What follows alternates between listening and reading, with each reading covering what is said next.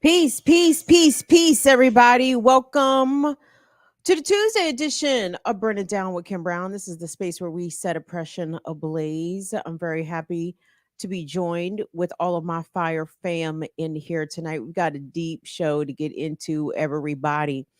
And this show is what I wanted to do Friday, but we didn't do this show that I had planned Friday because we had guests.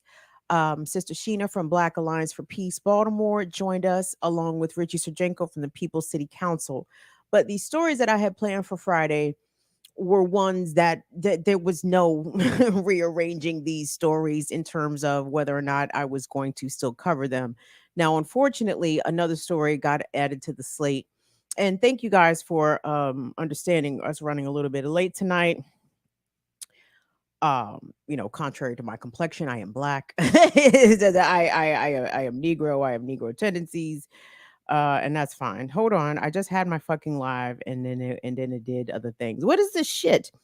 Oh, this is the chat. This is what this shit looks like. Oh, okay. Wait a minute. Someone ran bucks already. What's going on here? Oh, guys, as you can see, I'm in the chat. So thank you all so much for what you do there. We appreciate it. Did that say paid, girl? uh, I appreciate that. Thank you so much for your super chat support. If I'm reading that correctly, but thank you, thank you, thank you. What we have here. Well, we'll tell you what. Will's going to set all the super chats aside and read them when we get to a different point of the program. Thanks so much to all the Fire fam. What's up, Swery Fairy coming through? Cindy Rose. Big up. Is this my chat moving like this? What's going on? Peace to Silberg. What's up, James? What's going on, Warren Aura?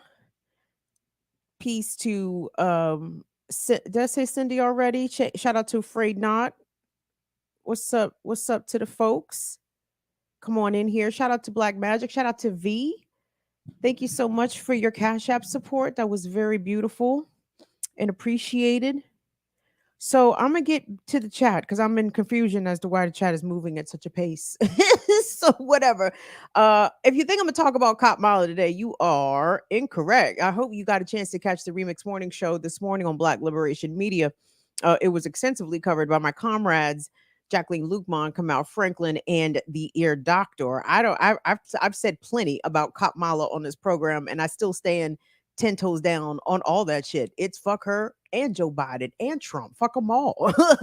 Fuck them all. I will not be played again in the same way that I was in '08 with Obama. I'm not about to get excited about this shit. I'm not about to get excited about this shit. You must be out your rabbit ass mind. I've seen this already. I'm seeing it currently. I live in Maryland. I'm seeing this shit right now with Westmore, this magical Negro shit. Drew Barrymore asked Cop Mala to be America's mammy, and Cop Mala said, "Of course,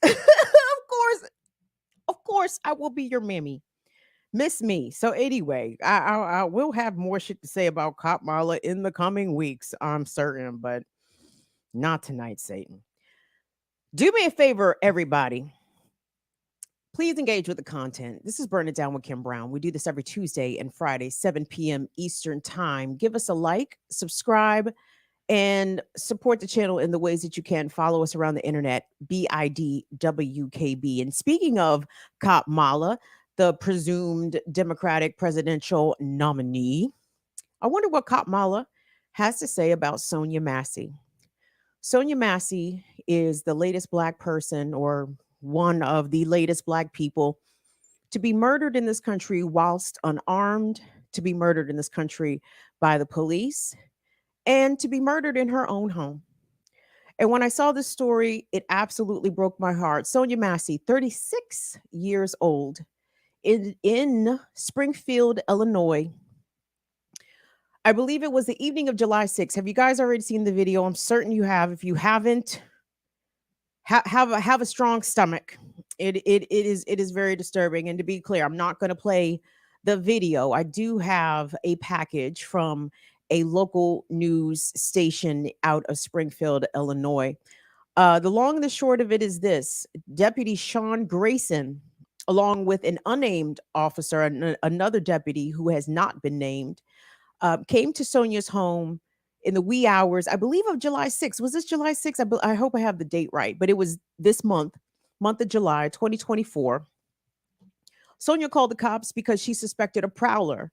And the body cam video has been released, and it shows that when the officers arrived to her home, there was damage to her vehicle. Her passenger side window appeared to be broken, splintered, right? So Sonia's call to the police reporting a potential prowler seems grounded. Yet when the police arrived to her home, they were very well, at least Officer Grayson, the one who ended up shooting her, was very curt, very disrespectful, very condescending, very intimidating in the way that he spoke with her. We're about to see this package, but just some context here. This officer was 6'5", 260 pounds. Sonya Massey was 5'1", 110 pounds. So as this cop is barking commands at her, she is trying to do what he asked, to try to find her identification. It is then that the police direct her to a pot of boiling water she has on her stove, and she goes to attend it per their direction. But when she gets to it, she makes an offhand comment. She said to the cop, and I think it's clear now, I've listened to it a few times. She said, "I rebuke you in the name of Jesus," but she said it very low, and she said it not in a threatening way, not in a hostile way, not in a confrontational way, not in an aggressive way, not in any way that this cop would have been led to believe that this woman had any intention of throwing a pot of boiling water on her. He threatened her, told her that he was going to shoot her in the fucking face. She put the pot of boiling water down. She raised her hands, cowered, ducked, and he moved closer to her and shot her 3 times. I wanted to take a look at the package, then we're going to come back and talk about why. Number one, why does this keep happening? Even though I think many of us already know the answer.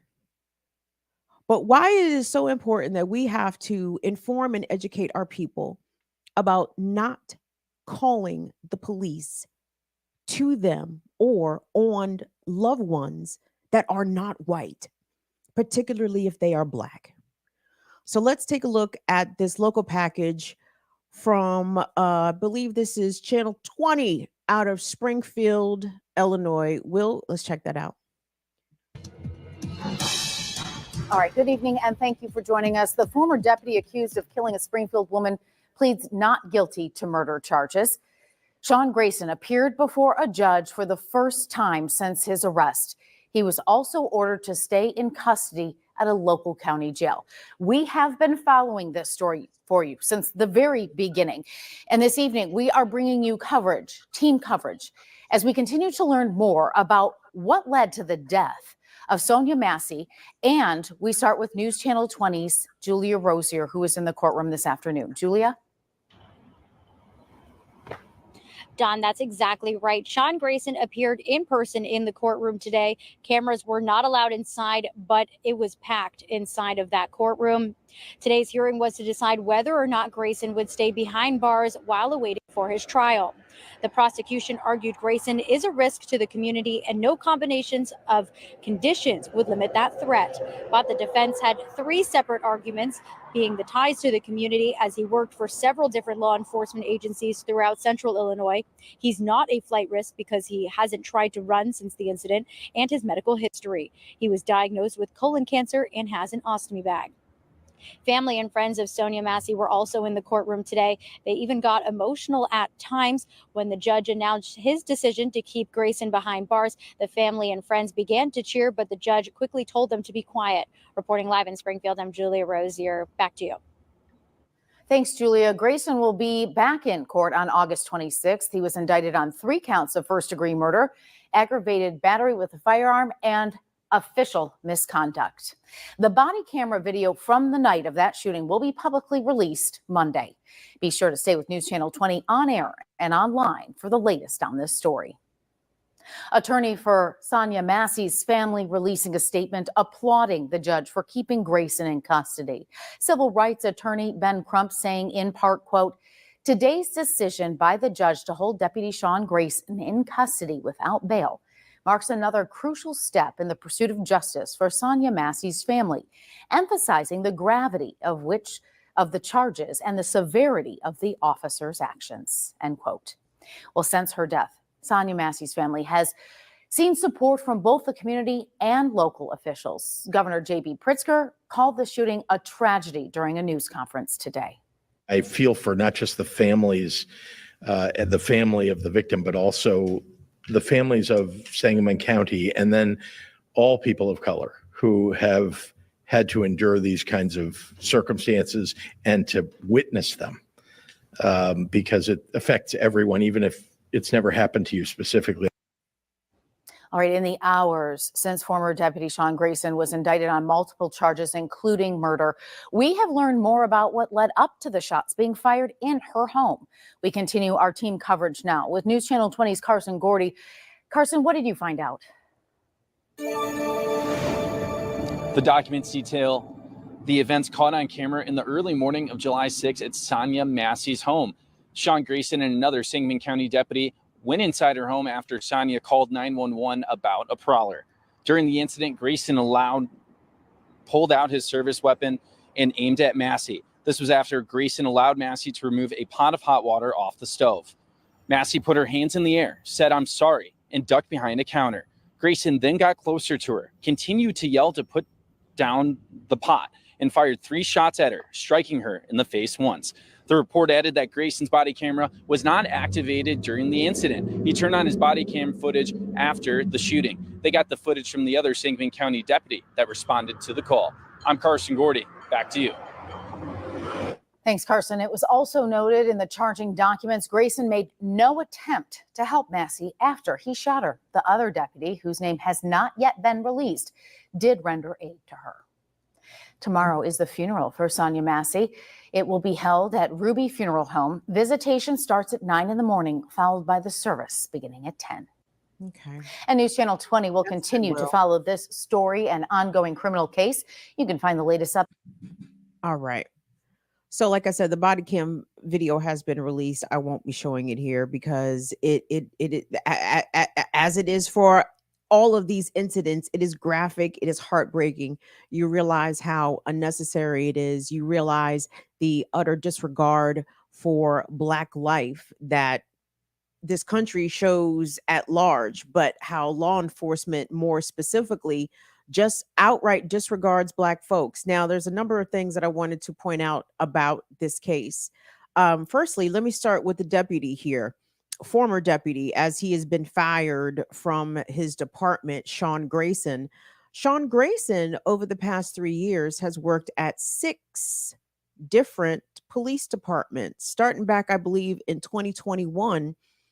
He, in some cases, was working at multiple departments concurrently.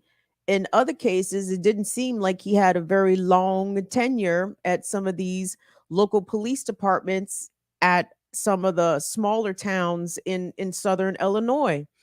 That's a red flag. I would like to know more about why Sean Grayson has had so many police jobs in such a short amount of time. It sounds like he had an issue staying at one job, and that raises concerns, right? Perhaps this incident doesn't surprise some who have known Sean Grayson in some of his previous jobs as a cop. I'd like to know more about that. Also, the issue that I talk about ongoing here on this platform involves that of not calling the police. And I want to be clear. Sonya Massey is absolutely not to blame for what happened to her. She literally did nothing wrong. If there was ever an actual definition for this horrible phrase, perfect victim, right? I don't see what this woman did that merited her being shot in the face. Oh, and by the way, Sean Grayson, at first I was a little confused. why he was charged with 3 counts of first-degree murder. I was confused and concerned because I know sometimes in some of these prosecutions of police that murder people, especially Black people, sometimes prosecutors have overcharged, or to think of what happened in the Freddie Gray case and other cases where the prosecutors just did a real terrible job, and it began with them trying to seek charges or seek convictions on charges that they had too high of a burden, or there was too high of a threshold for them to make legally. And I'm like, wait a minute, maybe they overcharged him by charging him with first degree murder, but now I get it. I'm like, where's the premeditation? Oh, the premeditation, Kim, since you asked yourself where the fuck the premeditation is, the premeditation. The premeditation came when he drew his weapon on her, told her specifically he was going to shoot her in the face. And then she complied with his order. He moved closer to her and shot her anyway. That is premeditated murder. That is first degree murder all fucking day. All fucking day. And I'm glad the prosecutors realized that and sought those charges. Also glad that the judge decided to keep Sean Grayson in custody. I don't give a fuck about your colostomy bag, nigga. Sit your ass in that motherfucking cell. And look how the propaganda still manages to work in favor of the accused murderous cop. His specific location is not being released. Like, they're not exactly telling you which jail he's in, right? I imagine it's for his protection. But why is he getting protection? You know who needed protection? Sonya Massey. She needed protection from a fucking psychopath that had been hired at multiple police districts and seemingly not having a good work history, reliable work history. She needed protection from that motherfucker. That's who needed protection. Also of note, interest, the second deputy whose body camera captured the entire incident. He has also not been named. He has also not been charged. And I've seen some discussions online as to whether or not he should have been charged. And I suppose some are arguing that he should have been charged because he did nothing to intervene. He did nothing to de-escalate the situation. He seemed to be stuck on stupid, right? To his credit, after Deputy Massey, after Deputy Grayson, it's the victim is Sonya Massey. The perpetrator is Sean Grayson. After Sean Grayson shot Sonya Massey in the eye, the other deputy asked Grayson to go get his first aid kit, his medical kit.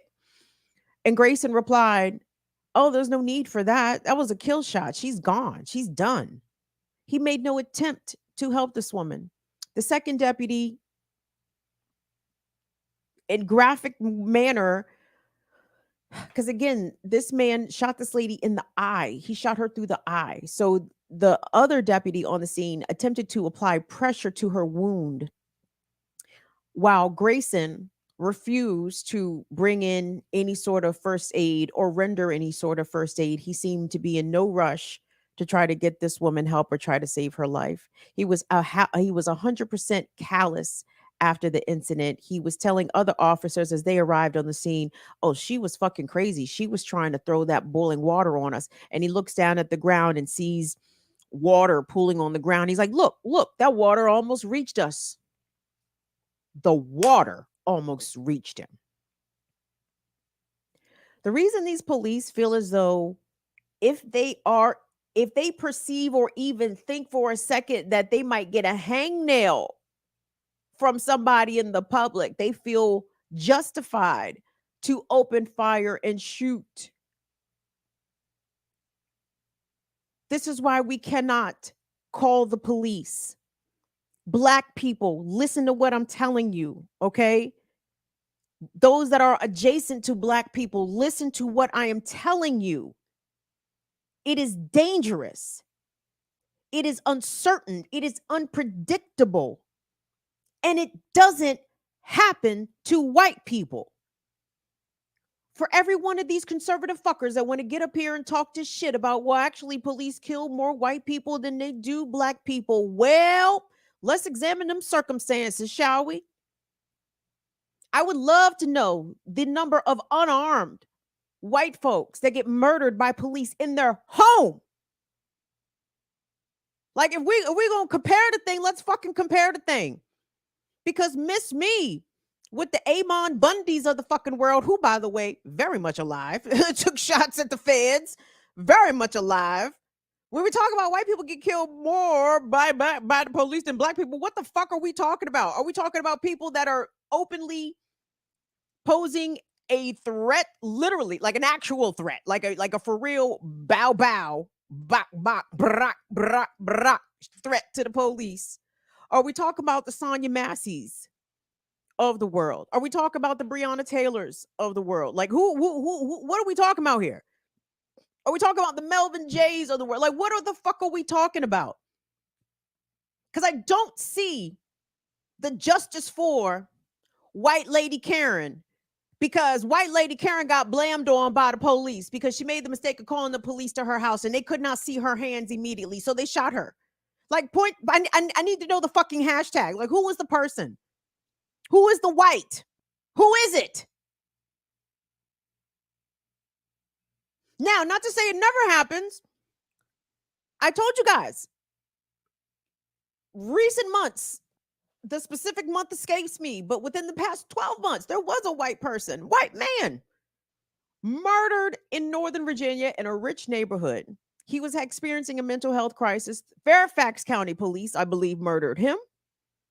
And I think part of the reason his people haven't done a whole lot of public outcry about it is because they're white. This is not supposed to happen to white people. Yeah, they want justice for their son, but this is, I feel as though the reason this white family in Northern Virginia has been quiet about their loved one experiencing a mental health crisis being murdered by the police is because there's an element of shame to it. This shit happens to black people. They can't get out there and say justice for Josh. I don't think his name was Josh, but you understand. But you know what I'm saying? They don't feel right doing that because what happened to them never happens to people like them. It usually happens to black women or black people in distress. And God forbid they are in a position where they feel as though they need to call the police to themselves to help, right? And though it's not been confirmed that Sonya Massey was a disabled person, I feel as though perhaps some of the clues are there, and I don't want to make too many assumptions, but she was a 36-year-old woman. She was already described as retired, which I thought was interesting. Her whole affect presented her as older, right?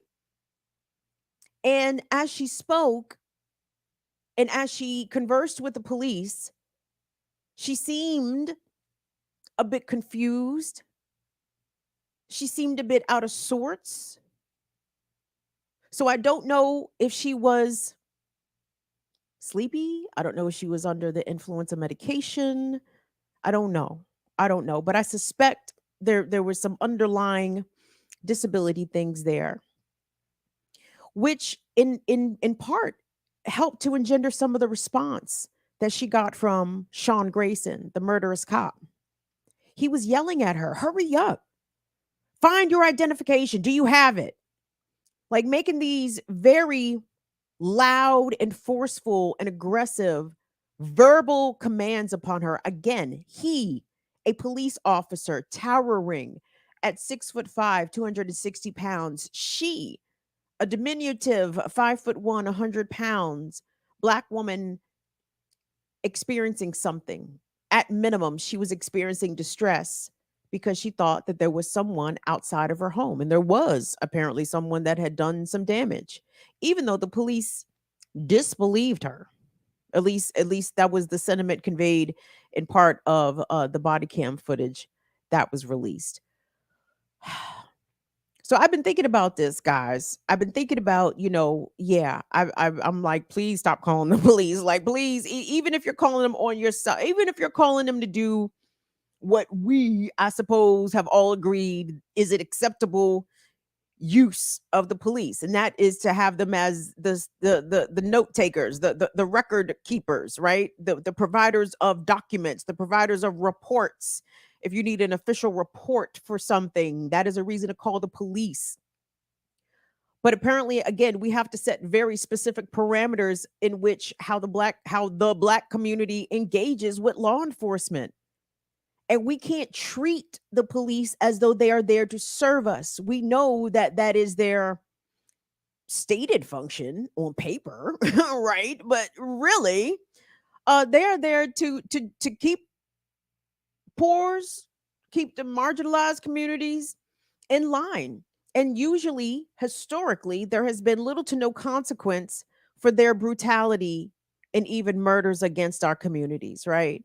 And so they're trying to, I don't know if they're trying to shake themselves out of that old habit of just killing black folks all willy-nilly, but this one did not. But anyway, so my point, when I was thinking about don't call the police, like, call if you have to call them to give a report or some sort of administrative function, call them during the day. I know daylight is not a protector, but maybe they'd be less, inclined to murder you in broad daylight. I don't know. And I know even saying that aloud sounds so ridiculous considering the amount of people we have literally seen murdered in broad daylight, right?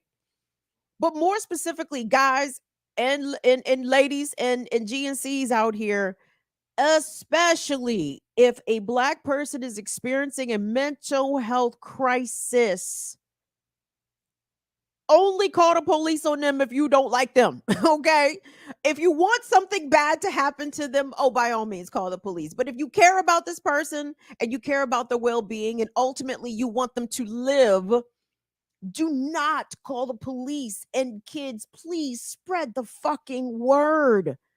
What has happened to Sonya Massey is not a one-off by any stretch of the imagination. She is the latest one. She is the latest unarmed one, right? We've seen recent instances of legal gun owners, black folks who are able to own guns legally, be murdered in their home as well. It's not safe. We can't treat the police as though they are officer friendlies out here to us. Can't do it. Can't. And we also need to understand that even within people that are black who get shot by police, over half, maybe even more, I want to say the number is half, but something tells me it's between 50 and 60%. Folks that get shot by the cops, at least half of them are disabled. They're either physically disabled or they have some sort of mental health issue going on, right? So disabled folks are far more likely to be murdered by police, right? So if black is a big baseline for being murdered by police, you throw disabled on top of that, those chances go up exponentially, okay? And we can't be casual with 911. Like, if you're going to call 911, please be specific. Don't ask for the cops. They might show up anyway. But if you ask for an ambulance, if you ask for the mental health person, if you specifically say, please do not send police to my house, the person in question who is experiencing the crisis is aggravated by the presence of police, please do not send police to the house. Send EMTs. Send the fire department, right? Don't send the police. Because out of the EMTs and out of the fire department, those are non-gun carrying members of our public safety response teams, right? Don't call the ones that can actually murder people if the goal is to help somebody. So, as you guys also saw, Sonya Massey's family is being represented by attorney Ben Crump. We all have our opinions about Crump, and it's brought attention to this, but I want to hear what Kamala has to say. I want to hear what Kamala has to say about this, right? Because if we are in this moment in America where we are perhaps on the precipice of possibly electing the first woman of color, I guess she identifies as black. She identifies as black, right? If we're on the precipice of electing the first black woman president, I would think a story like this or an incident like this would be something that Cop Mala would have a comment about, right? And she's probably going to throw some sort of rigmarole on it. Yeah, it's a tragedy. And, if we could get the George Floyd Justice and Policing bill passed, then that would solve all of these problems. Absolutely not. Don't let her tell you that. Because when these Democrats, especially, but when public officials generally are responding to police violence in the community and they say, oh, the police need more training. Well, the questions need to be reciprocated back to these elected officials. Well, clearly, this was the training that they fucking received, right?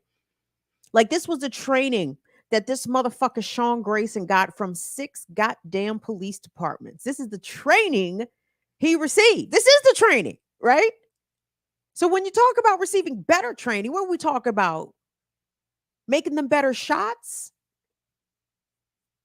Miseducating or not educating them at all? Or undervaluing learning and knowing constitutional rights and civil rights? Getting these cops to understand that's just because somebody, and to be clear, this woman, Sonya Massey, did not threaten to throw this pot of water on this motherfucker, but part of me wish that she had. Because at the end of the day, if she was threatening, which she was not, but let's say hypothetically she had been, that cop could have stepped back. He could have retreated. Okay. You could have ran away. You could have walked out the door. Like, at one point during the body cam, this motherfucker says, ain't no fucking way I was going to take a pot of hot boiling water to the fucking face. Well, when did you think you were ever in danger of that happening? And if you did legitimately think you were in danger of that happening, why didn't you just leave? Why didn't you fucking turn around? Your first reaction is to pull out a gun and shoot this woman with her hands up? And again, the reason, even though I did not hear on the body cam footage Sean Grayson make any racially disparaging remarks, he was making remarks that are very common pejoratives against black women. Oh, she was crazy. Oh, she was this. He didn't say anything about her being black specifically, but the way he was able so callously to not render her any aid, to shoot her basically unprovoked, just goes to show you the deep anti-blackness that is embedded in not all white people, but a good amount in this country, and the amount of anti-blackness that is embedded and just inhumanity shown towards black people. That is how the police are trained. And Democrats and Republicans alike want these cops to get more of this fucking training. And show me the difference between Cop Mala and Donald Trump when it comes to incidents like this. Because the Democrats will give lip service about something like the George Floyd Justice and Policing Act, which again lacked all teeth. It did nothing to address qualified immunity to start, right? So it was going to be a toothless piece of legislation anyway, relatively speaking, and they couldn't even get that through, right?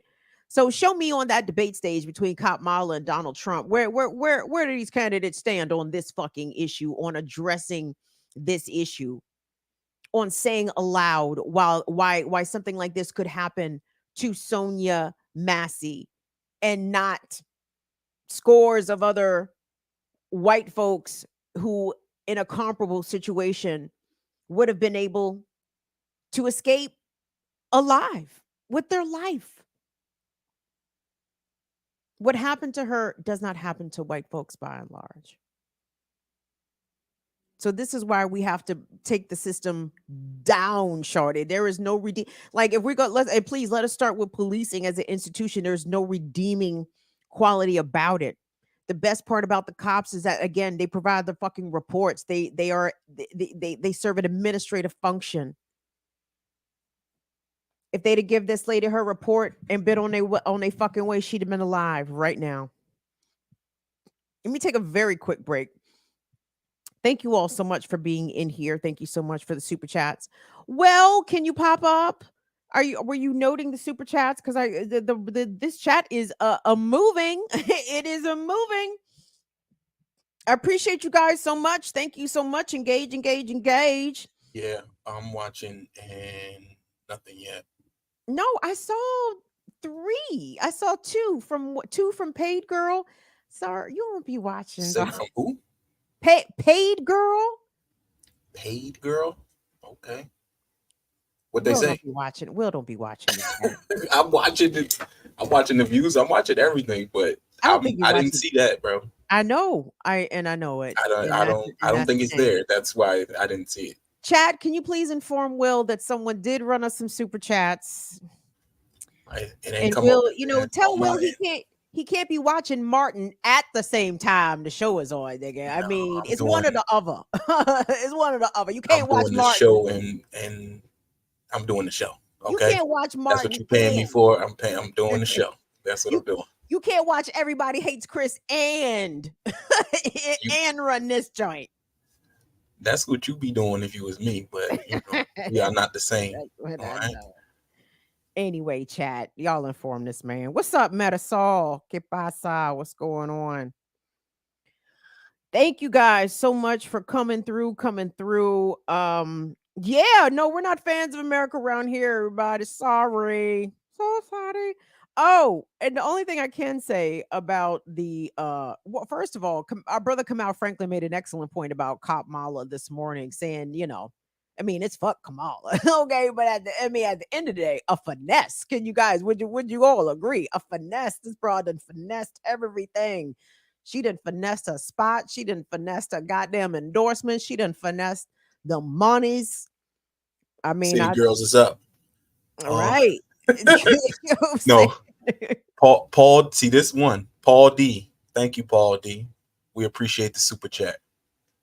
Thank you, Paul D. See, yep. I know I took a super chat. I know I took a picture of the shit. You gonna make me pull it up. Damn it, Will. See, this is why I have you here so I don't have to do this shit. But no, Will's gone. I see that's how Will won't be. That's okay. Oh, anyway, so Cop Mala hit everybody with the finesse. And whatever. Netanyahu's in town. DMV, who's turning up tomorrow to go give Netanyahu the business. They down at the Watergate Hotel giving Netanyahu the business as we speak. And they said they gonna keep giving Netanyahu the business the whole time that he is in town. Oh, nigga, what you thought you was going to sleep? oh, you thought you was gonna get some rest out here at the Watergate? Folks is already out there. So shout out to everyone that is turning up tomorrow when the Israeli Prime Minister Benjamin Netanyahu attempts to address Congress at the U.S. Capitol, July 24th. I think it's going to be a fuck ton of people out there, shawty. I don't think Netanyahu ain't ready. And Joe Biden's going to be like, whew, I'm glad I'm not in charge. I'm glad I'm not in charge no more. Cop Mala, this is your problem. Oh, and that's, you know what? I'll save some of this for the other joint. Let me continue rolling on here because I've got a packed show. So thank you guys. If you're in here, give the video a thumbs up. Thank you so much. Subscribe to Burn It Down with Kim Brown. We are just a few hundred subscribers away from 6,000. So do what you can to help us get to that very, very important benchmark. So talking about disability rights, obviously, I suspect there was a disability justice issue connected to the police murder of Sonya Massey. But in less violent news, this made the rounds in recent days where Peppa, Sandy B, even though I know it's D, Sandy Denton, Peppa from Salt-N-Pepa. Don't need to be dressed. She's dressed to the flesh. You're so tough. You know it is a must. I love Salt-N-Pepa. I grew up with Salt-N-Pepa.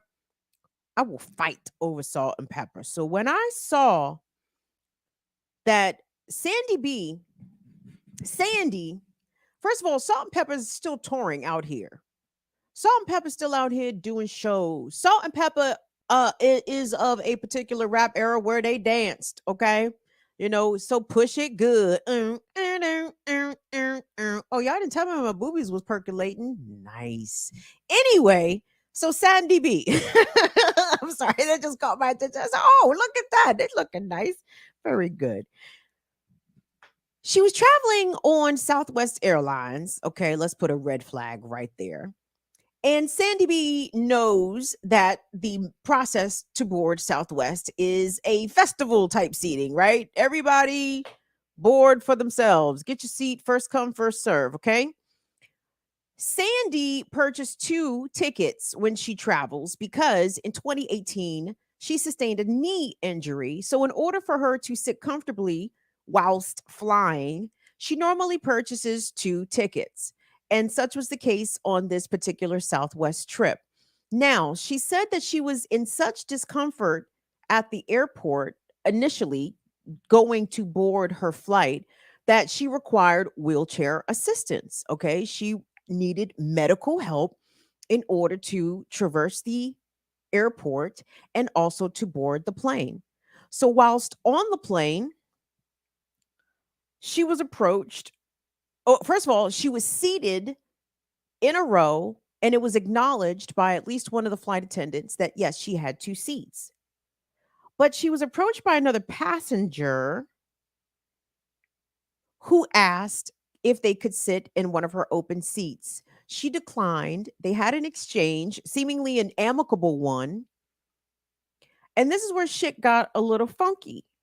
So, Will, if you could please pull up Peppa's, where are we going here? Pull up Peppa's the live video that she put up.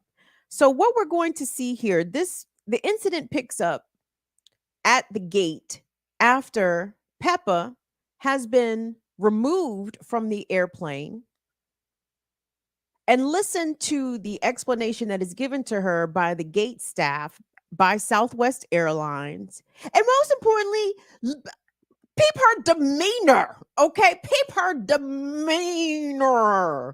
Because I too have had a couple of run-ins at the airport, and I assure you, I was not as pleasant, not as gracious, nor was I as composed as Sandy Peppa from Salt-N-Pepa was after this incident. Let's take a look.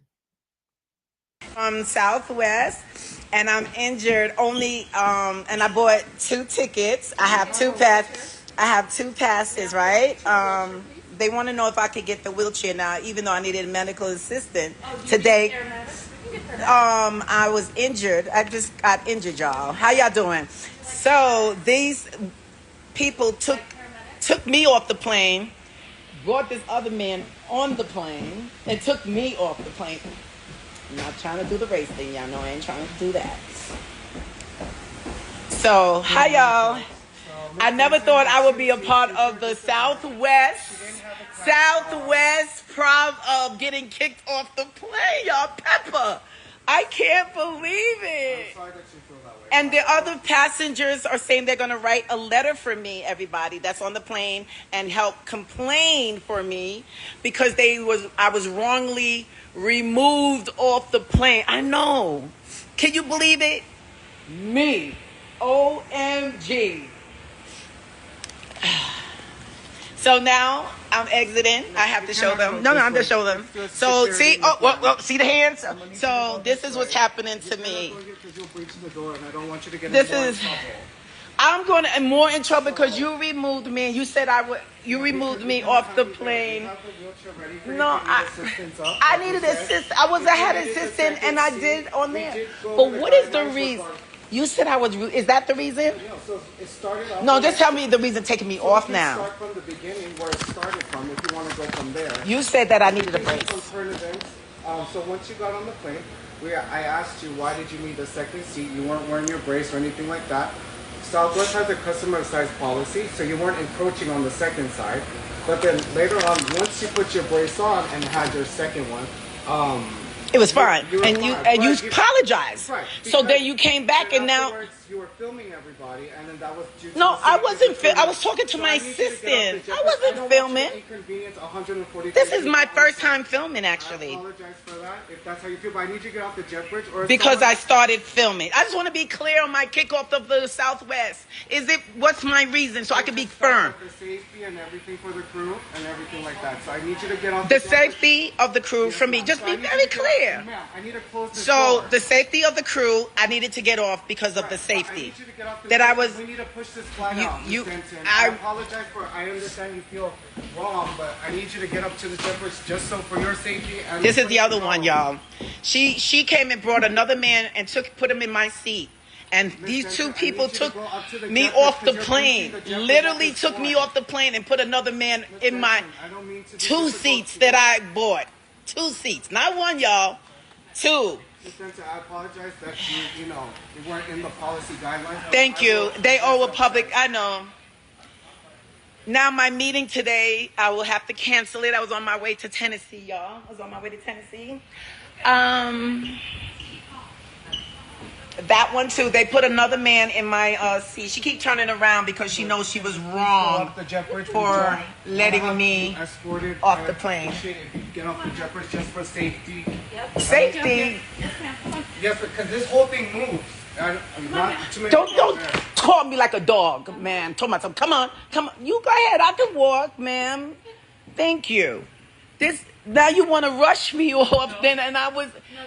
But you don't even know the reason. You don't need to know, right? Is that what it is? Unless you're off this jet bridge. You don't need to know, right?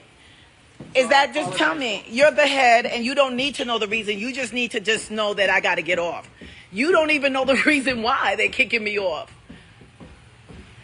This is crazy. She's not even telling me why.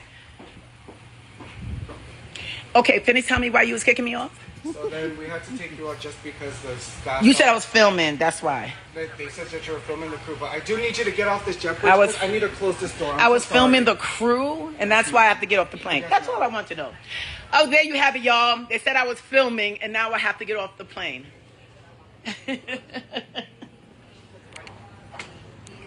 What's your name? Because I'm reporting everyone. Tell me your name. Hey, Skylar. Say your name. You all a name. Look. I shouldn't have got off. Only the reason I got off, y'all, because of the other passengers. Second seat, but she wasn't wearing a knee brace and she wasn't encroaching on the second seat. So I did tell her we're going to go on a full boat. She will get her second seat refunded.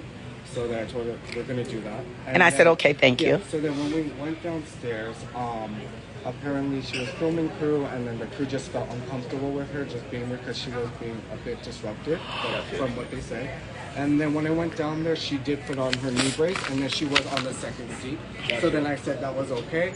And then after that, the crew just felt like it wasn't safe enough for them for her to go Safe. because on the long flight, for her and the crew. So, and then I saw they made the call, so I just. Anybody else on So you get to talk to me? Oh no, it doesn't matter. Well, he had to finish. That's So what I would said. appreciate you putting the camera away. So, okay. I won't show you. I won't show you.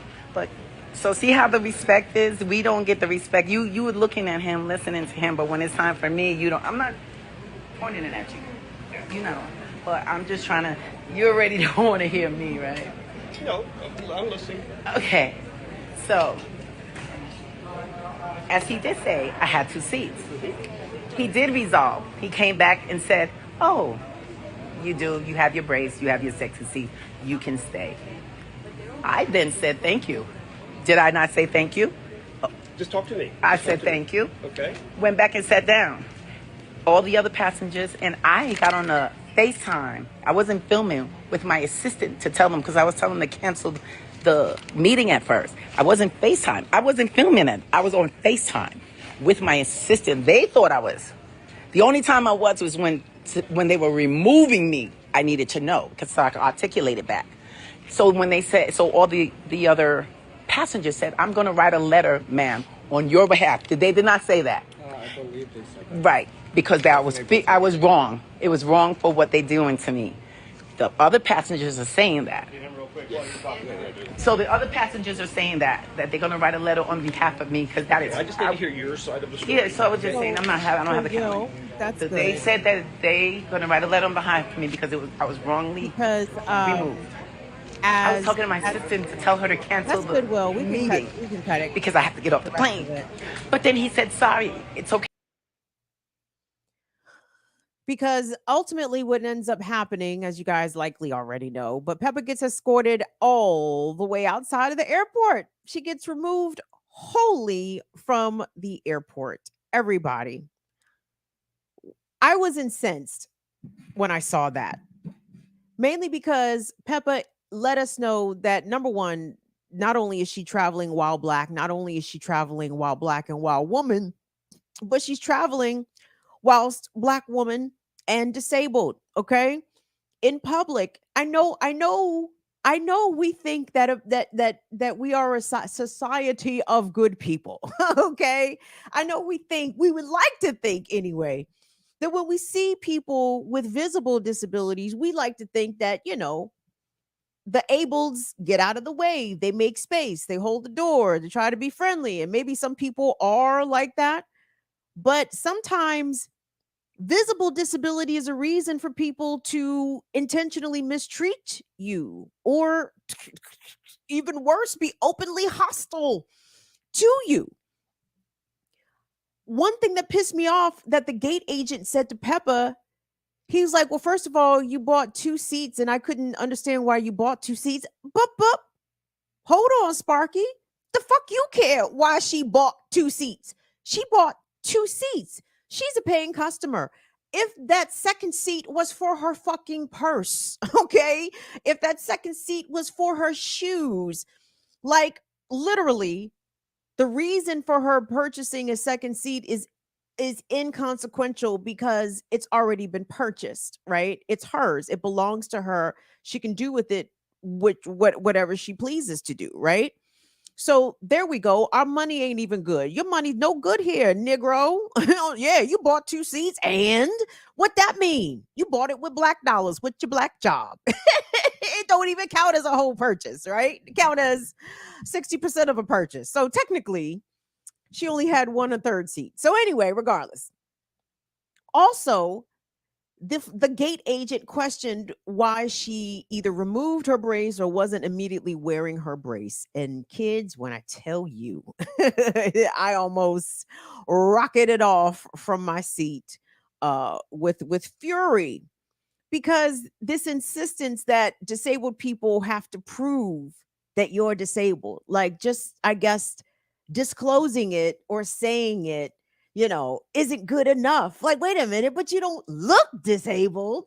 So why should I give the usually minor accommodation to you, disabled person who does not appear to be disabled? You know what I'm saying? It's like everybody thinks they fucking Doogie Howser out here. How the fuck, what, you just diagnosing niggas on site? How the fuck?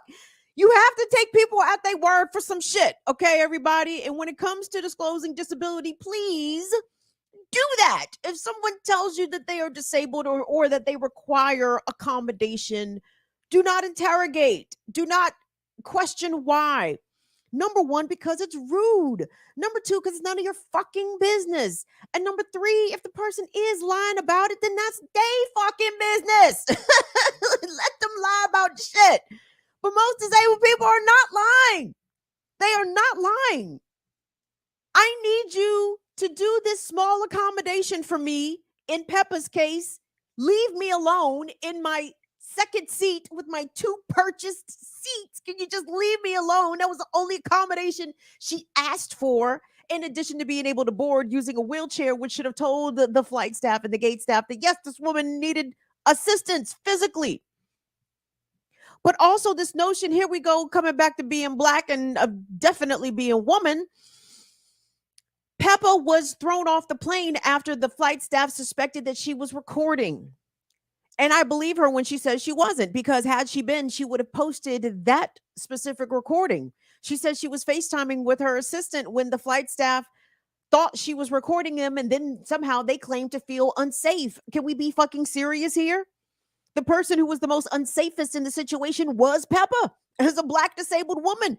Fuck even being a celebrity. She wasn't trying to pull that celebrity card. I don't know if it would have helped her in the situation, to be honest. I appreciate her not actually flexing her celebrity in that situation, because she probably realized pretty quickly that shit won't go help. That shit will not go help. They're going to be like, Peppa who?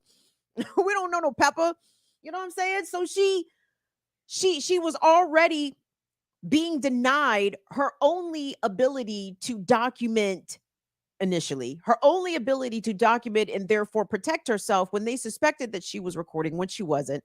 And that's why they threw her off, because her recording them, they said, made them feel unsafe. Now look at the backwards fucking math out this bitch. Black people run tape in the situation. Black people record. Everybody. I guess I can't just attribute this to Black people. This is everybody now. But everybody, I think, does it for different reasons. Black folks out here recording their interactions in public because they got to be able to document the shit. You know what I'm saying? They have to be able to prove it. We understand that as Black folks, we are so gaslit and disbelieved about our actual lived experience. The ability to be able to record motherfuckers on the phone is a godsend in a sense, right? Because people have just not fully been deeping what it's like to be Black in this country. And now the rise of recording devices everywhere show that Black people aren't lying. And then for the pièce de résistance à la fin, at the end, here come the fuzz. Here come the motherfucking police on Peppa at the airport.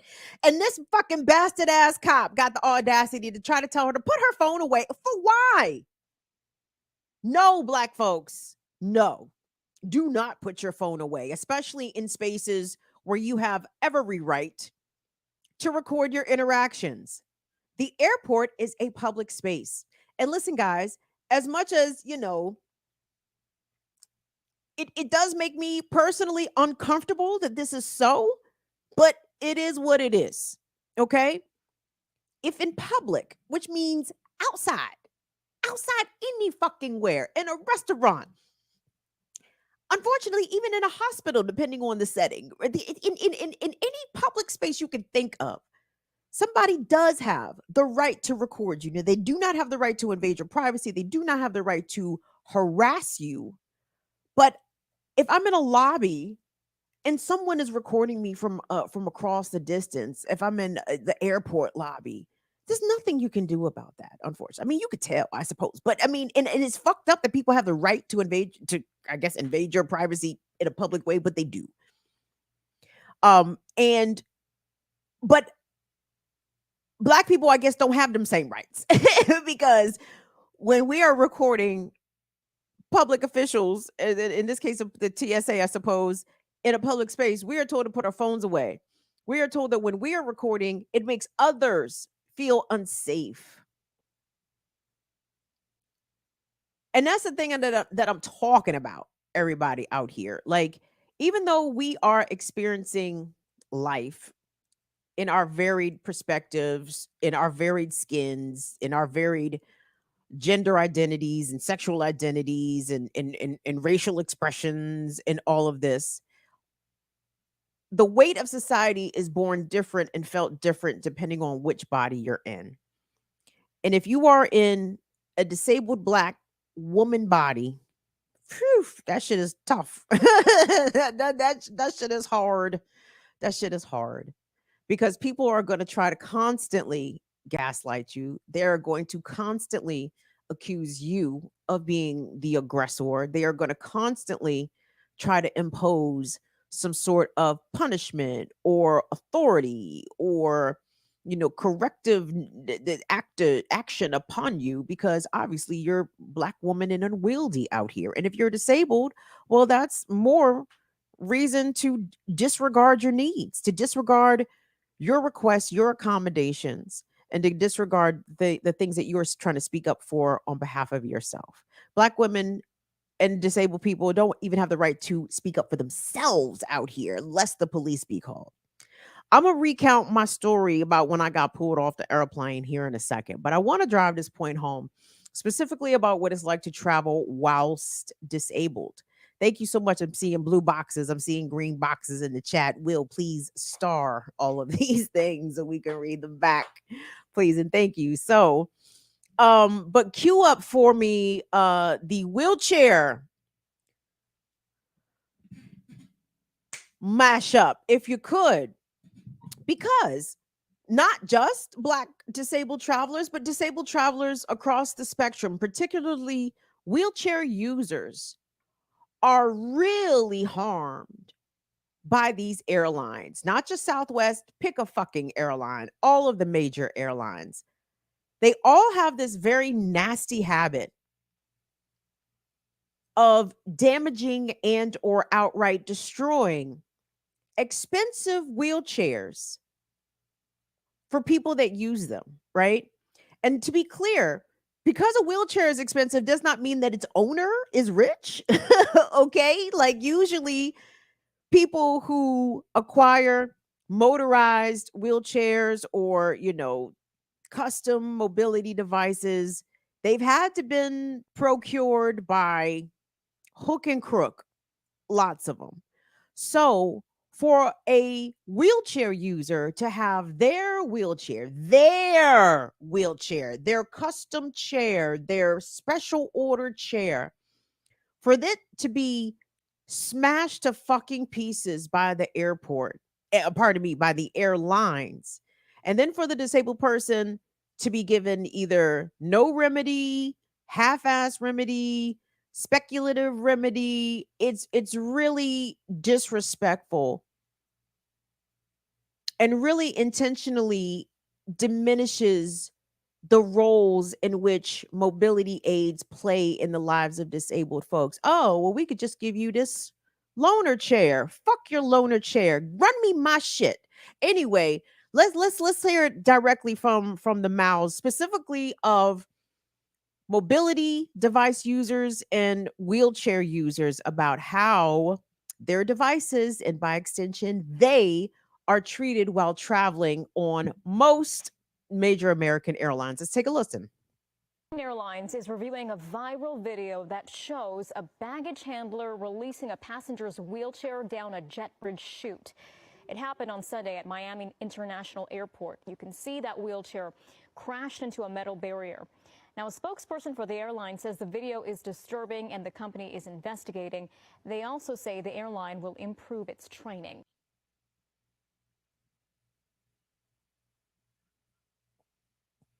American Airlines broke my wheelchair. Now look, when I got off the plane, I knew it was something wrong. I knew it was something wrong. Something told me, I could feel it in my bones. I knew it was something wrong. The wheelchair did not move right at all, right? So I went and got my bag. Before I left the airport, I was like, hold up, something just doesn't feel right. And I know because I spoke to somebody before and they said, whatever you do, if you feel like there's something wrong with your wheelchair, do not leave the airport. I'm literally at the threshold about to leave the airport, and I turn around. I said, look, I know there's something wrong with the wheelchair. So I go get one of the people that's walking around. I tell him something wrong with the wheelchair. He proceeds to tell me there's nothing wrong with the wheelchair. I said, how you gonna tell me? I'm the one that's in the wheelchair every single day. I know it's something wrong with my wheelchair, right? He take me up to the thing. I show him what's wrong with the wheelchair. I go grab the tag that they tagged my wheelchair with, and the back is broken too. Yo, American Airlines broke my wheelchair. I had to file a claim. So now I'm about to see how long it takes American Airlines to fix my wheelchair, okay? Imagine if this is my only wheelchair, all right?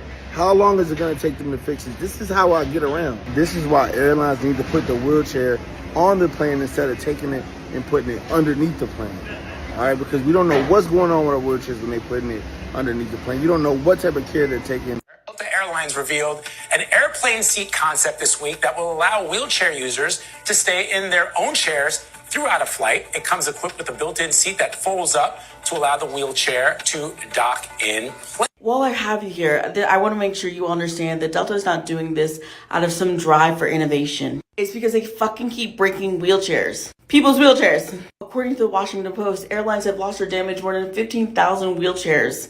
15,000 since 2018. Roughly 29 a day when this was reported in 2021. And you could specifically Google the words Delta plus broken wheelchair and hear some horror stories, okay? The majority of wheelchairs that disabled people use are custom made and have to be so that they don't die. On the low end, you're paying $5,000 for a wheelchair like this, and they're breaking them and offering people $100 vouchers. Is this a giant step in the right direction? Absolutely. But also, can we please pretend that they're not doing this out of the goodness of their hearts?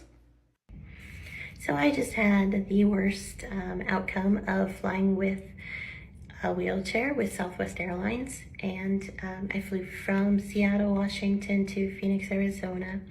My chair was tagged as no damage at the ticketing counter when I checked in. I took it to the gate.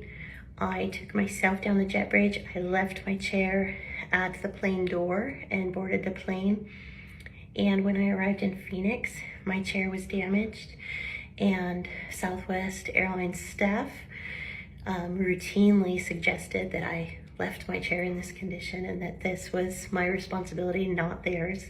My chair has clearly been dropped, smashed, run over. I don't know what they did. I don't know how you can destroy someone's mobility device so wildly and yet imply that I somehow managed to board the plane in a chair that's not usable and is broken. The frame is broken, the crossbar is broken, the axle is broken, the seating is broken. Here's, if you can see how mangled my chair is. It is completely unusable. It is completely bent, broken, scraped, scratched. It's the wheel is clearly not straight anymore because that axle's broken. A repair technician today told me that there's absolutely no repair that could fix this chair. And the baggage office at the Phoenix airport tried to tell me that an old transport chair was a substitute. I'm traveling by myself. I don't have someone to push me in a chair. It does not have the appropriate seating for me. It doesn't have the appropriate fit. It isn't anything that will meet my needs for my mobility. And I was incredibly frustrated by the treatment that I received and how I was routinely told that there was nothing wrong, that there was nothing that was done to my chair, that this is how I left it with them. From the moment that I saw my chair and I complained at the gate to the baggage office and everything in between, I'm still waiting for a solution right now. There's no repair for this chair. I had to take it to my hotel because they made me take it with me broken, since I refused to take an old transport chair that I cannot get around with anyhow. And I'm incredibly frustrated with Southwest Airlines, and they've destroyed my independence for this week. I was supposed to be here for a wheelchair sports clinic, and I can't get around.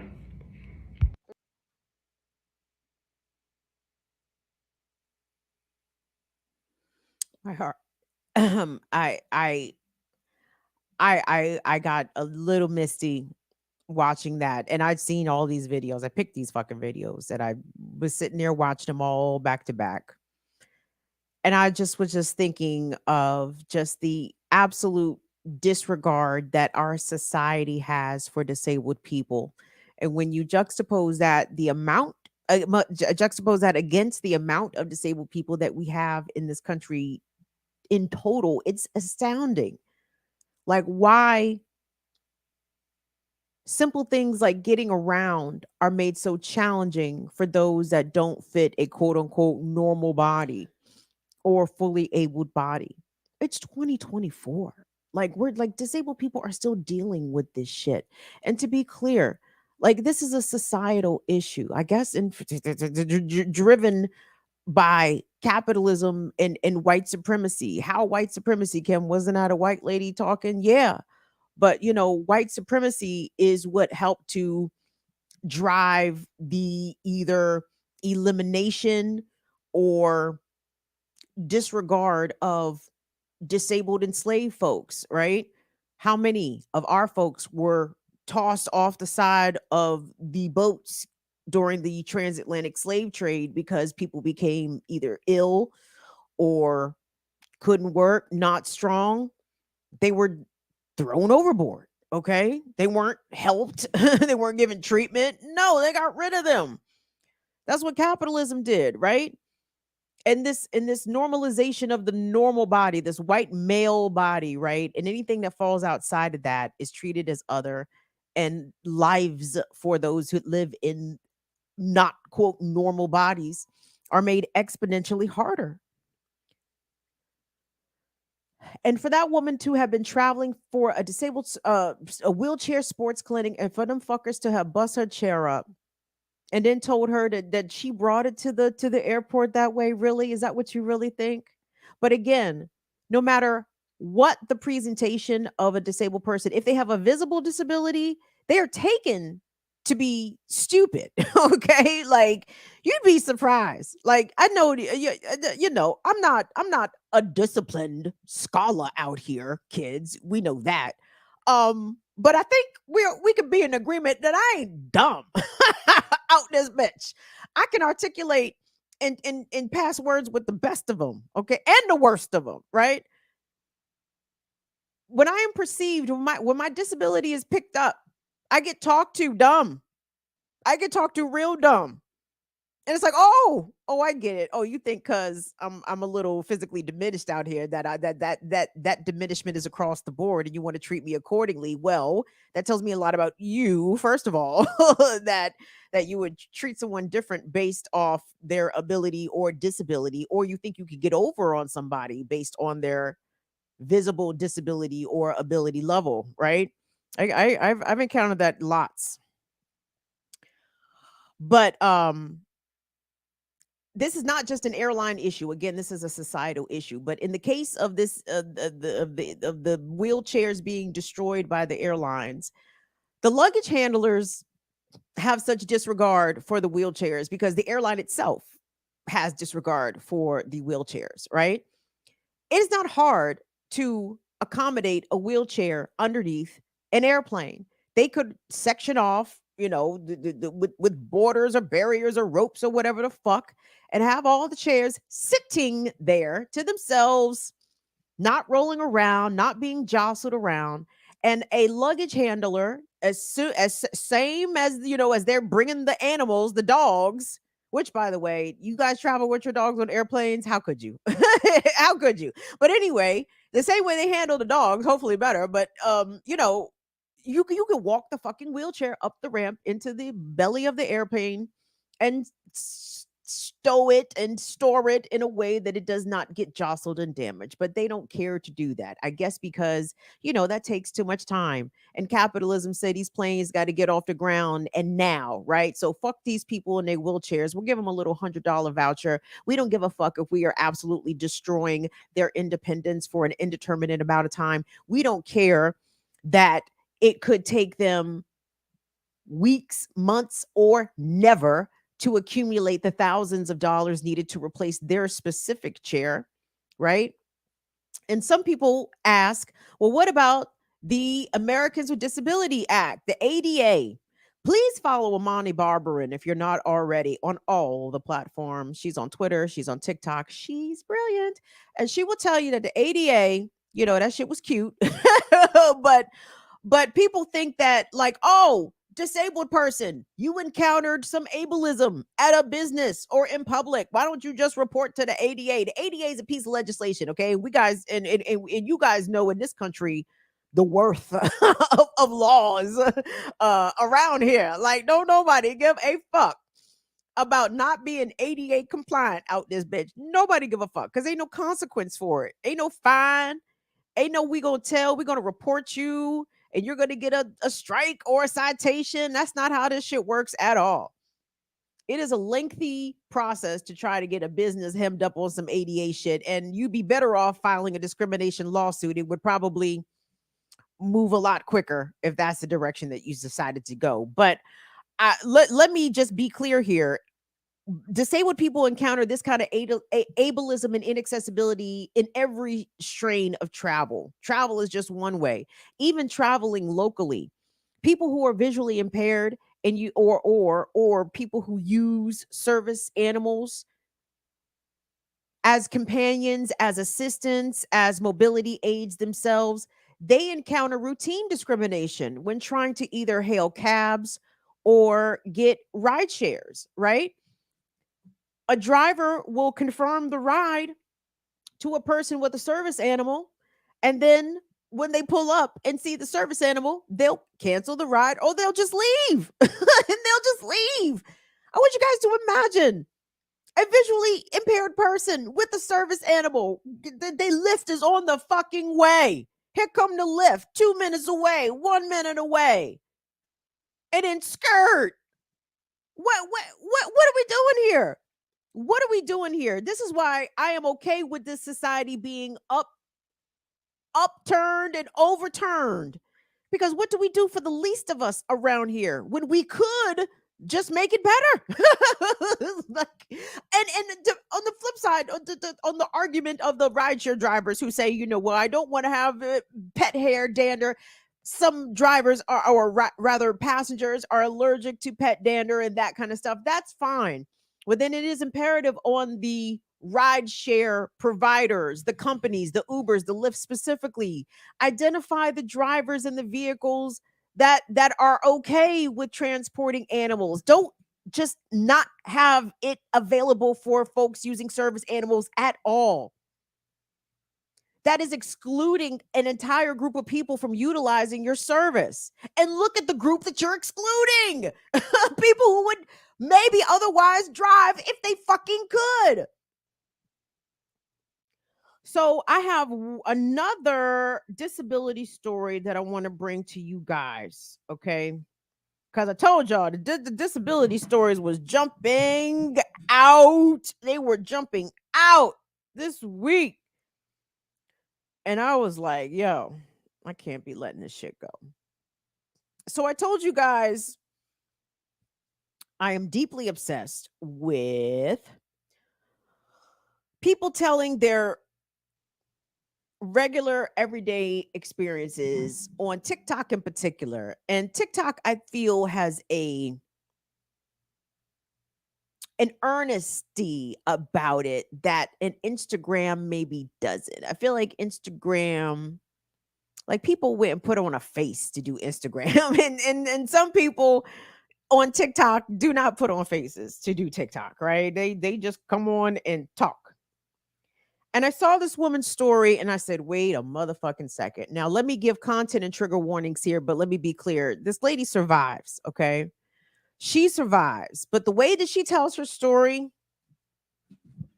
if I got misty, which I just did at the busted wheelchair story, the airplanes busting up wheelchair users' mobility devices. Oh, I can tell you guys straight up, I did cry when I listened to this lady's story. And the reason I included it in tonight's show is because she self-identifies as disabled. She says that she has several health conditions that she does not name. But again, she didn't have to name her diagnoses for me to believe that she's disabled. And some would be like, well, and so here's let me give you the premise. So we're about to go to Mississippi, okay? And this woman was working at one of the dollar stores. I can't remember if it's Dollar Tree, Dollar General. She's about to specify it in the video. She's training. She's going to tell the whole story. So long story short, she gets attacked. Okay. She gets attacked by a customer on the job. A man attacks her on the job. Her coworkers and other customers stand around and watch her get attacked. And in fact, her employer, the company that she just started to work for, according to her, acted cagey when it came to providing surveillance video evidence of her assault. And I just wanted to feature her story because, again, she identifies as disabled. She is obviously a Black woman. But the way that gender-based violence can intersect with those identities, right? Just because, right? Just because you stand in all of those those identities just by you existing makes you at a higher risk of this kind of random violence. And in this case, it happened to be gender-based violence, though not intimate partner violence. These people did not know each other. This woman says she does not know this man. But she does name him in the video because she wants everybody to know who the fuck attacked her and what exactly happened. So let's go to the tape. And again, trigger warning, content warning for the way that she describes what the incident that happened to her, but she's going to give some lead up. Okay, she's going to talk about how she even got the job, why she had to go get this fucking job, and then what happened as she was training on the job, and then the assault. Let's take a listen.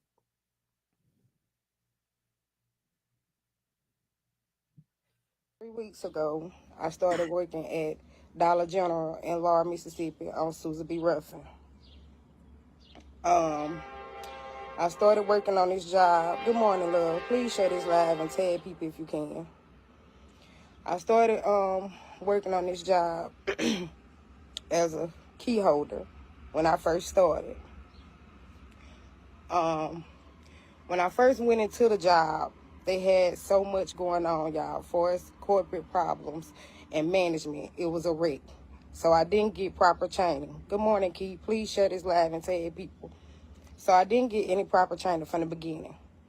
But me being me, I can learn anything that you're willing to teach me, for one. So I did take this position. I did take the job because I needed the job. I don't supposed to be working because of other health conditions that I have. But at this point in time, I had no choice but to go try to find me a job. So that's what I did. Okay. As I'm working on this job, like I said, the management is horrible. I won't speak of the names or anything yet until I finish the whole story. Okay. On July the 12th, I won't forget the date nor the time because like I said, y'all may be asleep, but I haven't slept since then. Excuse me, I may start shaking, like I said, or crying because I do have anxiety problems and I do get upset. But I'm going to tell my story today. On July the 12th, while I was at work, I came off a break and the store was packed full of people. When I came off break, one of the managers was outside the store and asked to speak to me. So I went outside and she was discussing something with me that was going on with her and management. Her problems with management. Okay. While I was listening to her and her problems with management, the other manager, assistant manager, or key holder, whichever one position that she hold, she was inside the store running the cash register. Remind you, I had just came off a break. Okay. She came outside of the store and she had like 3 sets of keys in her hand. When she had the keys in her hand, it was a man at the ice machine waiting on ice. Okay. She instructed me. She turned around and she asked me, "Hey, Renee, are you on break?" I said, "Yes, ma'am. I'm off break." She said, "Okay, fine. You need to go inside and get on the register." I said, "Okay, yes, ma'am. No problem. I will."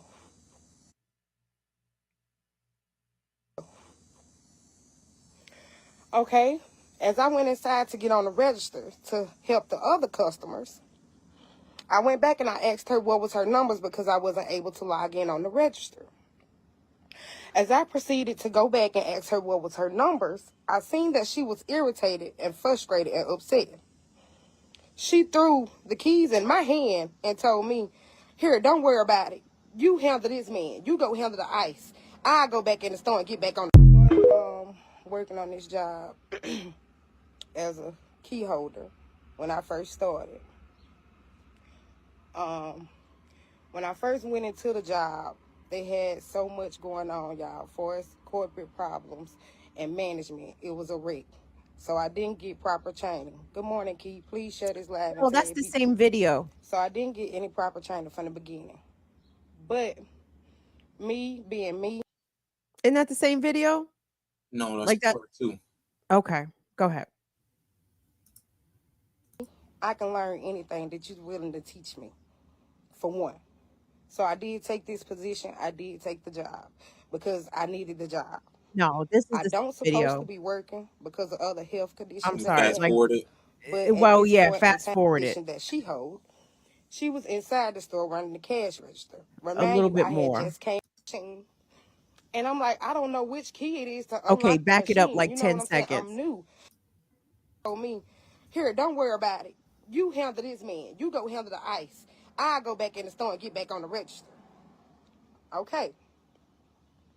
She threw the set of keys in my hand. Remind you, this is like 3 different set of keys, y'all. Okay. I proceeded to the ice machine. I went to the ice machine, and I'm trying the locks or whatever to unlock the machine.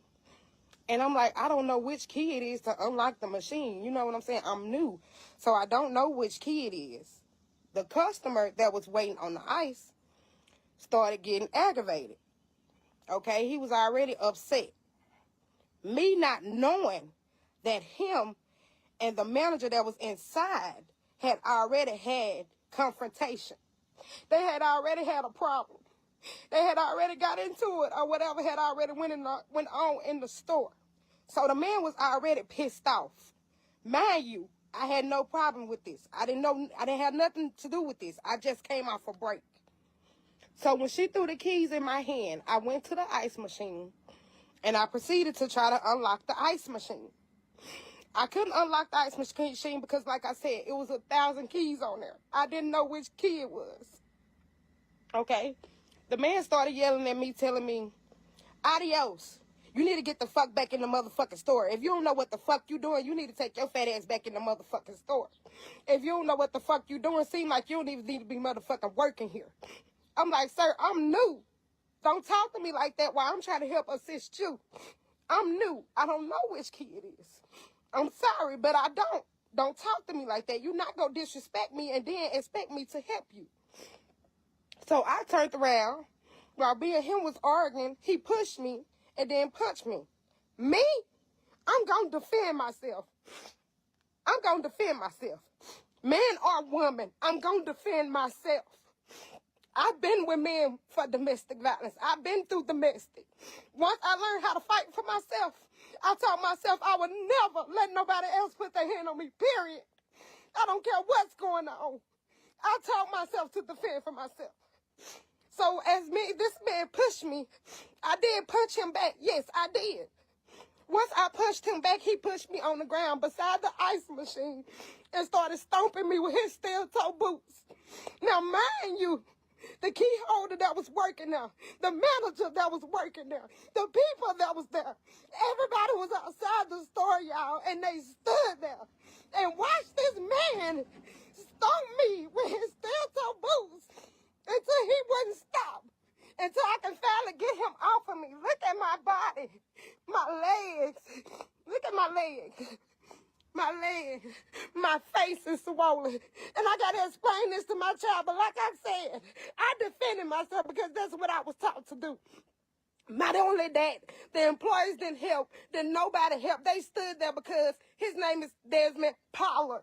Yes, Desmond Pollard, Big Des. Everybody's scared of Big Des, whoever he is. Yes, I know him because I'm from Kingston. He's from Kingston. That's the only way I know of him. I've never disrespected him. I've never had no problems with him. However, that's why they say they didn't step in it, because it was Big Desmond. That's why, Big Desmond Pollard.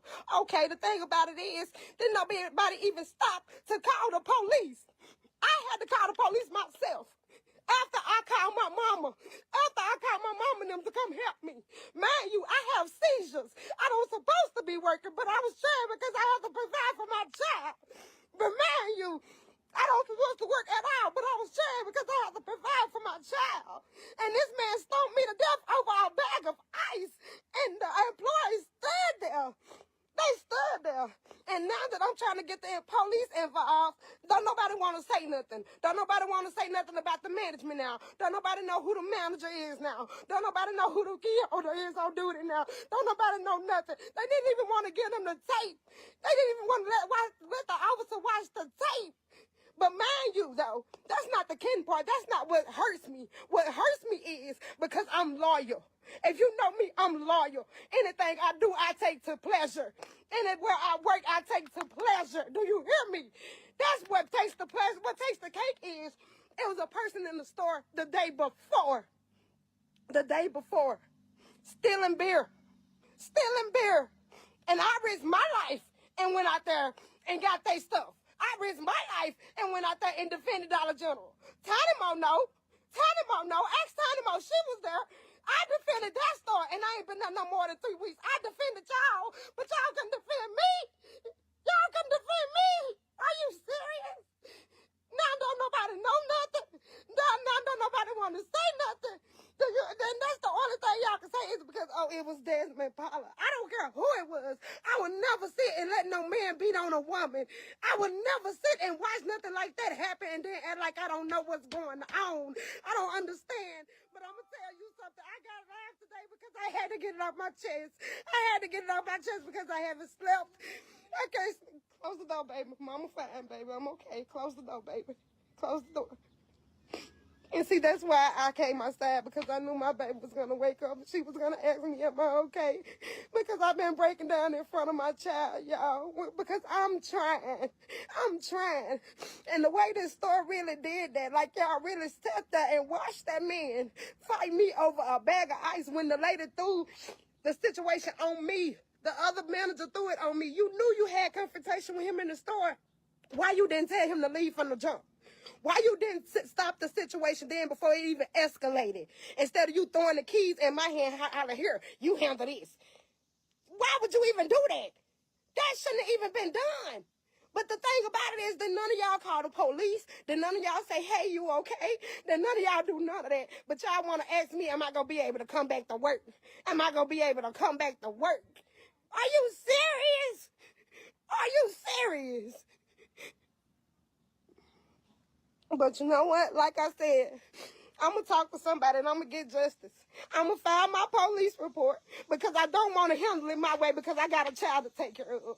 But I promise you, that man now, baby, you did something to me, child. You brought a part out in me that's been gone for a while. Like I said, I've been through domestic violence, but I took care of that. I gained from that. I grew from that woman. But boy, you done brought a person out in me, and I swear to God, sir, I don't want to hurt you, sir. I really don't. So I want to let the law handle this. I swear to God, I do. I swear to God, I do, sir. But if I get close to you, sir, or close to your people, Lord, I want them to feel the hurt that I feel. And Dollar General, I just want y'all to know, baby. I just want you to know, Shakoya, Sabrina Diaz that works there. I just want all of y'all to know y'all wrong. Y'all wrong. Y'all wrong, and y'all know y'all wrong. So, gang, listen, I know that was long, and I know it was excruciating, and I know it was uncomfortable, and I know it was painful to listen to, but it was necessary because it is women whose stories like that, women who are at the socioeconomic status of which she occupies, who are of the disability status of which she occupies, who are fat, black, dark-skinned women who nobody gives a fuck what happens to them, how they feel. Nobody cares if they cry. Nobody cares if they get stomped out by some man in the front of the fucking store. Nobody's going to call or say nothing. That's why I let that tape go for as long as I did, because she needs to be heard. What happened to her needs to be addressed. Now, I don't know if it needs to be addressed from the law side or if it needs to be addressed from the street side. Whatever side, it needs addressing. And there are so many issues there in that one incident that it's almost hard to get a hold of all of them, right? You have this disabled black woman who I assume is a single mother who's dealing with health conditions. So she has to go out and get a job, per her words, right? You think this lady wanted to face Dollar General customers being a disabled black woman and a single mother? Of course not. She's at that job out of necessity. She's at that low wage paying job out of necessity, right? because American capitalism, right, requires that of her. This woman also, as she said, risked her life for merchandise from Dollar General. And gang, we don't do that. If you've ever thought about being a company man, a company woman, a company gender non-conforming person, don't do that. It does not pay to be a company person. The corporation doesn't give a fuck about you, doesn't give a fuck about your well-being, your livelihood, your family, or even your health or personal safety. Especially if you are in a retail setting. Do not ever, and I mean fucking ever, put yourself in harm's way in the interest of protecting any corporation's merchandise. Because as hurt as she was by the inaction of the customers and her coworkers, she said that she is such a loyal person. She couldn't believe Dollar General would do her that way. Believe it. Believe it. Loyalty to corporations does not engender reciprocity. Okay. It's not a two-way street. Loyalty is expected of you. If you expect it of your company, they're going to tell you, well, that's just business, right? That's just business. And of course, the 800-pound gorilla in the room, the male attacker. And again, didn't have to be a man, but in this case, it was. In this case, it was. We've seen plenty of stranger on stranger violence, woman on woman stranger violence, male on male stranger violence.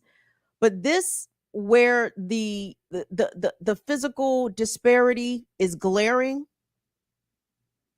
where this man was able to get hands on her and get her on the ground so he could stomp her wearing boots. And there are witnesses, by her description, multiple witnesses, by her description, even witnesses that are her coworkers. And nobody intervened, everybody. Nobody intervened. And that is something that I want women at large, but Black women in particular, to start to understand. If we don't, and I think many of us already understand this, to expect protection out in the world from men that would be attacking you is a bit of a fantasy. You could fantasize about it. Oh, I'm being followed or accosted or harassed or being abused by some creep on the street. Oh, here come these guys. Oh, they're going to teach him a lesson. They're going to put a stop to this. They're going to rescue me. Don't expect that. Don't expect that. Have every expectation that you may have to defend yourself versus a stranger's attack, even with witnesses around, even in a public space. This is not the first instance, even here on this platform, of which I've covered us specifically involving Black women, in which Black women were attacked on the street. People saw and nobody did shit. Nobody did shit. But then to stonewall the police investigation, allegedly, as this woman claims, that her Dollar General coworkers did, not wanting to give the police a surveillance video. I wasn't clear whether or not the police actually got the surveillance video, and asking her, could she come back to work? Don't do anything fucking extra for any job out here, guys, unless you working for yourself or for your family. You know what I'm saying? Like a job that you got to fill out a motherfucking W-2 for and an I-9 and shit. And they got multiple locations. Fuck them niggas, okay? We don't do nothing extra for them. Nothing extra for them. But guys, this be the shit I be talking about when it comes to what is the society response here. I talk about this, you guys, because again, I'm not crazy. I know I sound crazy, and I know some goofball ass motherfuckers really do think I'm out here trying to do gender wars. A special fuck you to those people, because that's not what this is. Okay, this is about how do we try to reconcile amongst ourselves that we have a problem here, that I can only speak about Black women here in the Black community. I make the content for my community. Let the other communities comment on how that shit looks like in their own respective community amongst Black folks. What happened to this woman obviously is not everyone's experience, but it's also not no one's experience, right? The people did not want to intercede for Big Dez. Why? Because Big Dez apparently is a known menace. I don't know Big Dez, to be clear, but that sister recounting what she has heard about Big Dez, I believe her. And don't nobody want to fool with Big Dez. So what Big Dez get to do? What he get to do? Around Law, Mississippi, what he get to do? He get to punch random women in the street? I was trying to do a court search on this gentleman's name. It is not easy to search court cases in Mississippi. Maryland, it's very easy to search court cases. Mississippi, I was having some difficulty because I had a hunch. I said, I wonder if this would be this man's first time committing an alleged assault. I have to say alleged here. I don't know this man. I was not a witness to this. I haven't seen any video. I'm relying on the eyewitness testimony of the victim, whose account of the events to me seem extremely credible. I believe her, but I still must say alleged because I don't know firsthand, right? But I suspected that this alleged attacker likely had other incidents of either battery or assault on his record. I wasn't able to find it. And I don't even fully know. I need to go back to this lady's account and see what the resolution was, if there has been any, right? Because when it comes to he said, she said incidents, sometimes those things can go nowhere. Despite the fact that this woman has visible injuries, despite the fact that there was witnesses, if nobody is willing to serve as a witness on her behalf, the police may or may not be able to follow up with the case. And then what? What's the lesson? What's the lesson Big Dez get? What's Big Dez's takeaway? What's Laurel, Mississippi's takeaway? Like, this is the world I don't want for your daughters. I don't want it for me. You know what I'm saying? But I'm trying to be unselfish and shit and think about the fucking kids. I don't want this for little girls. That's not the world I want for them. I don't want this for me. I don't want this for y'all. I don't want this for our mamas, our grandmamas, our granddaughters, those that of us that have them. What can we do to stop this? If there's no consequence, if there's no legal if there's no legal repercussion, then what? What is the punishment that the community levies towards this man? Does he get shamed? Does he get a beating? Does he get the pew-pew? Like, what's the remedy? And I know I'm asking a bunch of rhetorical questions here that I guess I should have some solutions to. I mean, you know, my go-to response is we choose Cersei Lannister's way. You know what I'm saying? We choose the Cersei Lannister way. And my sister was on that kind of time at the end of her video. She was about it.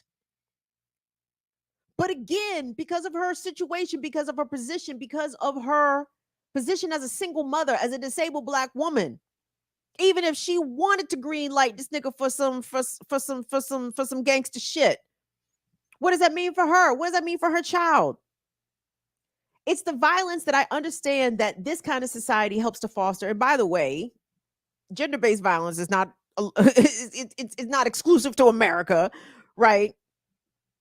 Nations around this globe with varying types of government and economic systems and varied cultures and all that shit have the same issue, have similar issues with gender-based violence. But I can only speak to us. And what do we do? What can we do? And unfortunately, my suggestion for that sister to do self-defense, she did that. She did that. The only thing that could have been within her option bag would have been to escalate. If you picking up what I'm putting down here, right? If she'd have escalated the shit, that was her only resource, because nobody was getting him up off of her. She had to get him off of her herself, according to her. And I almost said imagine that, but many of us don't even have to imagine that. We don't have to imagine. We do not have to imagine having a man put hands on you and nobody do nothing. That's not something I have to speculate. I don't have to wonder. I don't have to, have my mouth agape in fucking awe and amazement, bewilderment. Nope.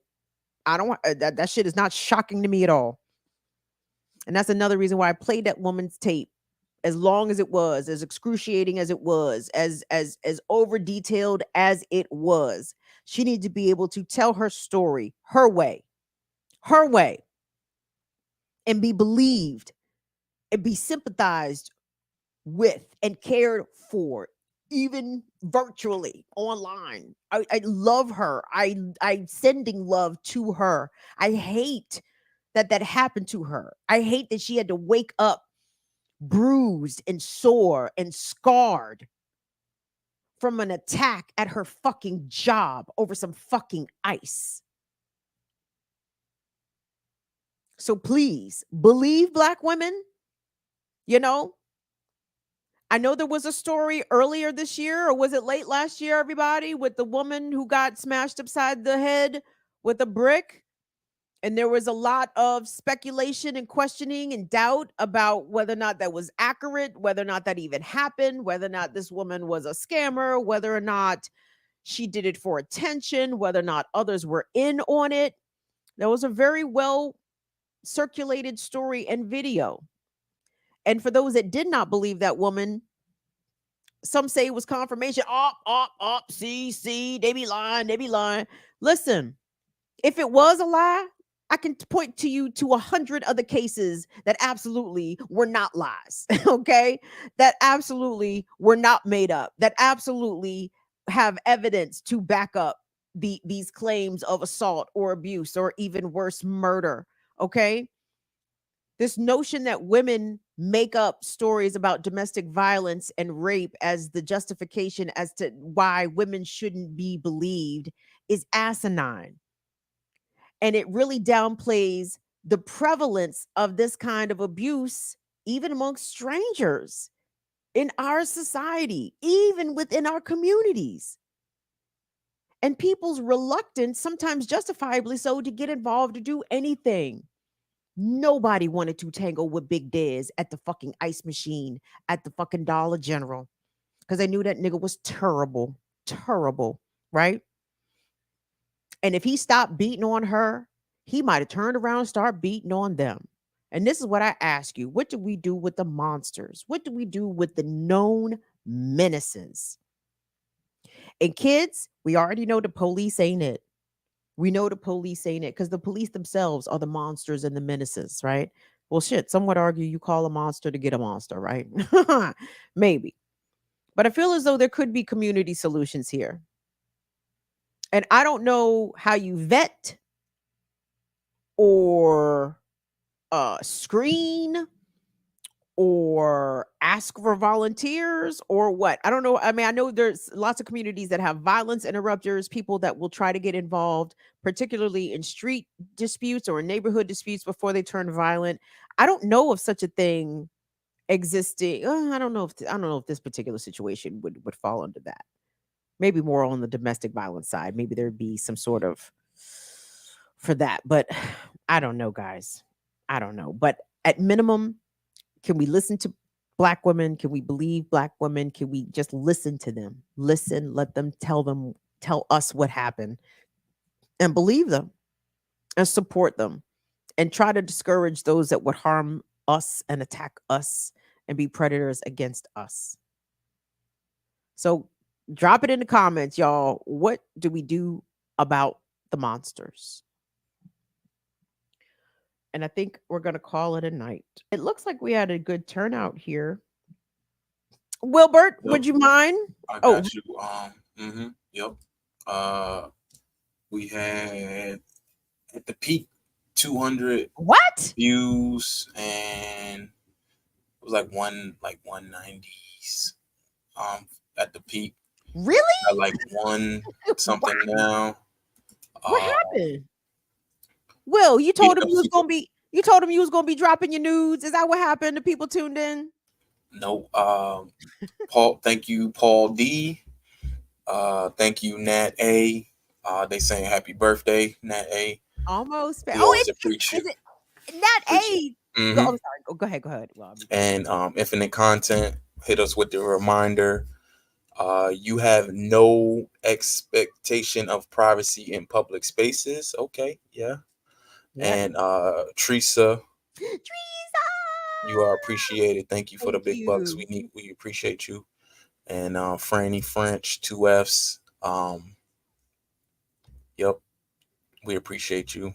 Francis French, how are we feeling? Feeling better, baby? The great. They probably got Franny to Paxlovid. I hope they did, girl. I hope you insisted on that Paxlovid. I hope you're feeling better, Franny. There was no so Paulie D is who I was reading that I thought it said paid girl. Do I not know? So I'm just crazy. Yeah, you just crazy. Yep. That's what they say. That's what they say. I'm about to find this shit. I'm about to prove you wrong, Will. That's all right. Keep it up. Will, you going to DC tomorrow? Nope, I got a job. Oh, I'm sorry. I'm sorry. You got a job, huh? What you trying to say? I'm fighting a different fight. That's all. I know that's right. How's the camp? You fighting them children at camp? them children fighting you? Nah, it's cool. It's almost over, so I'm cool. Okay, well that's great.